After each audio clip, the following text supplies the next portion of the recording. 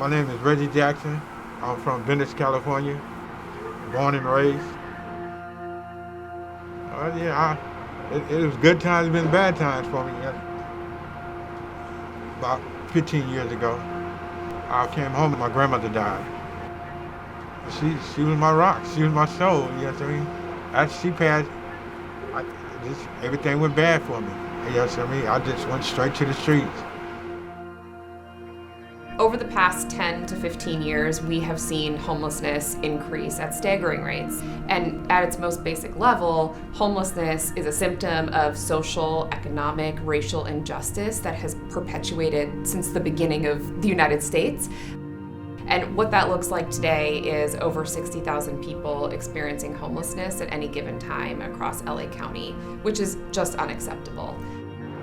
I have never had my own apartment. I lived in a tent. That's why I couldn't sleep at night. I was being spooked, I was being scared, looking over my shoulders. It was rough. Institutional and structural racism play a key role in homelessness. In LA, 34% of people experiencing homelessness are Black or African American, as opposed to 8% of the overall population. What I have come to learn is that people experiencing homelessness come from various walks of lives, and they're also from different age groups and different backgrounds. And I think there's a lot of myths about that. I was in the Union Rescue Mission. When it got really bad, I couldn't sleep. I decided to seek some help. Prior to COVID, we had a better funded homeless response system than anywhere in the country. We had just passed Measure H within the last 5 years, which means we had this large infusion of new tax revenue dollars that were helping to build up our homeless response system. And what we saw even prior to COVID is it still wasn't enough because the demand is far outpacing the supply. When COVID hit, there was a lot of unknown. We knew that we needed to be prepared to provide services to folks who are outside to make sure they're protected. We were very concerned that COVID-19 was going to be hard on people experiencing homelessness, particularly in those populations that were either in congregate settings where they couldn't distance from each other, or even in encampments where they rely on that close, intimate network to survive. Those were really ripe environments for COVID spread. I was up under the bridge when COVID-19 hit. I didn't come out for a while because I was scared, no mask. We were actually able to do an incredible job of bringing together multiple parties, be it Department of Health Services, Department of Public Health, Department of Mental Health, LAHSA, the hundreds of homeless service provider agencies. And we really coalesced and thought about what do we need to do together to really lessen the impact of COVID in this population. So Housing for Health, we put 30 plus teams out in the community to go into the shelters, to go into the encampments, and to create access to health care. We had to move quickly to provide shelter for individuals that were experiencing homelessness, that were not just out on the street, but also we needed to bring them in for shelter. And so we moved into Project Roomkey, and this was really where the efforts needed to ramp up. Project Roomkey is an effort that was put forth by the state and supported by federal dollars to create interim housing in hotels for people who were medically vulnerable.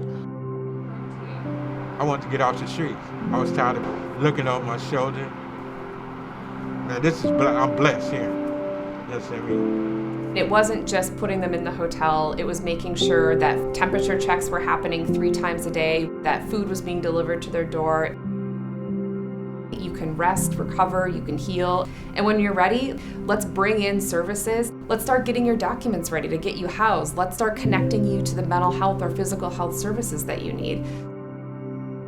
As time went on, the governor and the state came out with new funding to say, let's take the hotels that we're already occupying and see what we can purchase to create long-term capacity in our hotel and motel infrastructure. Project Homekey is a step towards permanency so that people who are there can expect to now have their own apartment, their own little piece of what they deserve indefinitely. Tyson is my housing coordinator in Project Roomkey. He just did everything for me. When I was looking for housing, he asked me all sorts of questions. What are you looking for? And next thing you know, he finds a really nice spot for me. I did have a lack of trust in the beginning. Not a lot of people have shown so much support for me. The lack of trust is very real because of how many times these individuals have been failed. And so it takes time to build it. And we saw through Project Roomkey that trust and the building of trust was accelerated. And there was a pathway out. So that now when we've moved to vaccine, there's trust.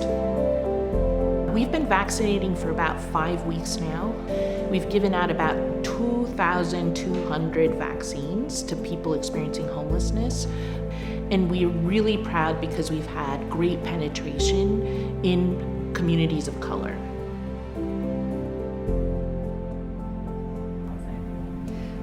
Housing is healthcare. There's no question about it. It's a social justice issue, right? It's a human right issue. And what we saw in Los Angeles is the power of what happens. We all have the same goal.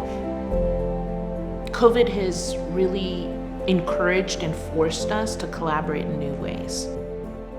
Something has to happen here. We really have to treat this in a more humane manner. The big challenge for us now is what do we do with what we've learned and make sure that we have the political and will and the funding to continue that push to get people into permanent supportive housing right away. I can't wait to get my own place. I'm getting choked up about it. Have my own place.